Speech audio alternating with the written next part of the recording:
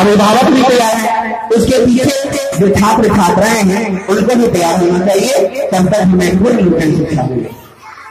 अब कुछ अभिभावक ऐसे हैं जो बच्चे को स्कूल नहीं देना चाहते, बच्चे को स्कूल देना चाहिए, क्योंकि आपका जो है बच्चे हैं उनको पूर्ण रूप में गुणवत्तापूर्ण शिक्षा तभी मिल सकते हैं जब वह शिक्षा से जुड़ा हुआ है। कुछ आदमी कहते हैं कि स्कूल में पढ़ाई नहीं होता इसलिए हम नहीं देंगे, नहीं, ऐसा बात नहीं है। आप केवल उस स्कूल तक देखिए, उसके ज्ञान से, शिक्षक के ज्ञान से उसके अंदर शिक्षा आ जाती है। उसके बाद मैं 15 अगस्त पर कुछ अपना वक्तव्य देना चाहता हूँ। आज के ही दिन हमारा भारत आजाद हुआ था, 15 अगस्त 1947 में। आज पूरा भारत 72वां स्वतंत्रता दिवस मना रहा है।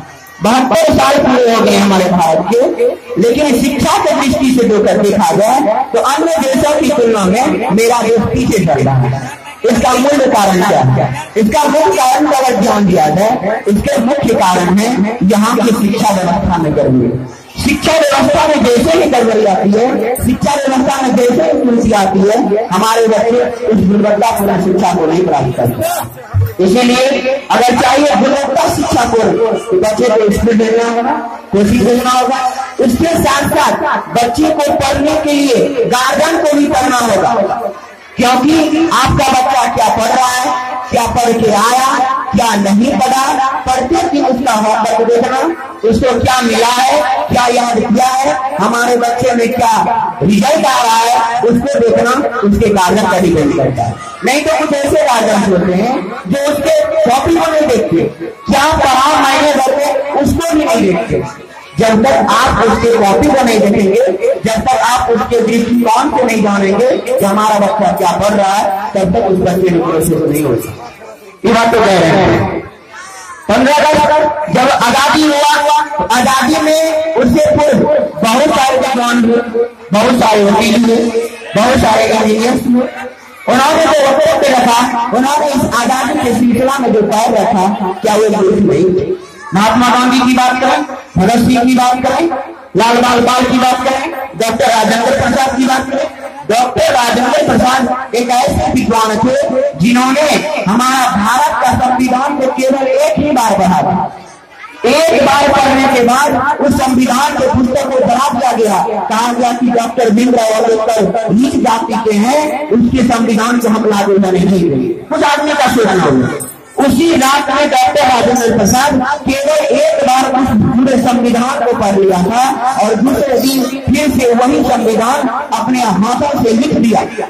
एक रात में पढ़ दे और दूसरे रात में लिख दे, कोई कम विद्वता की बात नहीं हो सकता। ऐसा कभी उनके दिमाग में देखिए, बातें सभी बातें को उन्होंने लिख दिया। और हमारा भारत, पूरा भारत जो है, पूरा विश्व में सबसे पहला संविधान बना देश, सबसे बड़ा संविधान भारत का। इसलिए भारत देश का हमें गर्व होना चाहिए। हमारे भारत की आजादी में बहुत सारे वीर वीरांगनाओं शहीद हुए, उनके शहीदों से आज हम आजाद हैं। लेकिन हम चाहते हैं कि हमारा देश पूर्ण रूप में स्वतंत्र नहीं, हमारा देश पूर्ण रूप में स्वतंत्र तब हो सकता है कि जब हमारे समाज में दहेज प्रथा, हमारे समाज में नशा, हमारे समाज में जातिवाद, हमारे समाज में छुआछूत की भावना दूर होगा, तब हमारा समाज पूर्ण रूप में स्वतंत्रता होगा। उससे पहले हमारा देश स्वतंत्र नहीं हो सकता। हम मानते हैं आज पूरा भारत स्वतंत्रता दिवस मना रहा है क्योंकि वह स्वतंत्र है, लेकिन उस दृष्टिकोण से देखें, छुआछूत की दृष्टिकोण से एक जाति दूसरे जाति के यहाँ जाने नहीं देता है, कहता हम छुआछूत हो जाएंगे, इससे भी आप स्वतंत्र नहीं।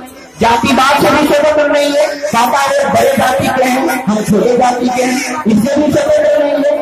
आज नशा के गुलामी है, बहुत सारे लोग आज नशा के गुलामी है और कहते हैं हम आजाद हो गए हैं। या कहाँ का रीति हो गया? आप तो नशा के गुलामी है, आप नशा के गुलाम हो गए हैं। नशा से केवल एक व्यक्ति बर्बाद नहीं होता, नशा से पूरा घर बर्बाद होता है, पूरा समाज बर्बाद होता है। इसलिए हमें नशा से क्या करना होगा? अगर हमें पूर्ण रूप में स्वतंत्रता चाहिए तो छुआछूत, जातिवाद, भ्रष्टाचार, नशा, दहेज प्रथा आदि जितने भी विषमताएं होती है, सामाजिक दुर्भावनाएं होती है, इन सबों को त्यागना होगा, तब हम पूर्ण रूप में स्वतंत्र हो सकते हैं, अन्यथा स्वतंत्र नहीं होंगे। गारंटी के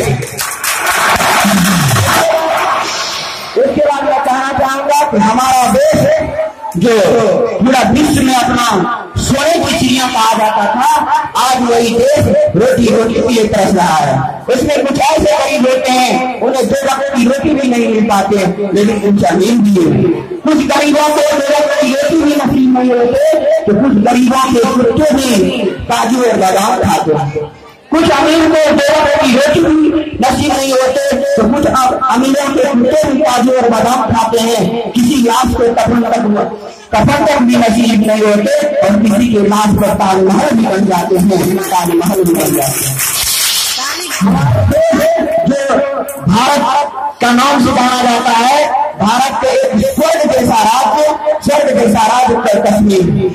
कश्मीर में दूसरे देशों के लोग मुस्तैदी हो जाते हैं, आतंकवादी उस पर आक्रमण करते हैं, फिर भी हमारा देश उसे कुछ नहीं कहता।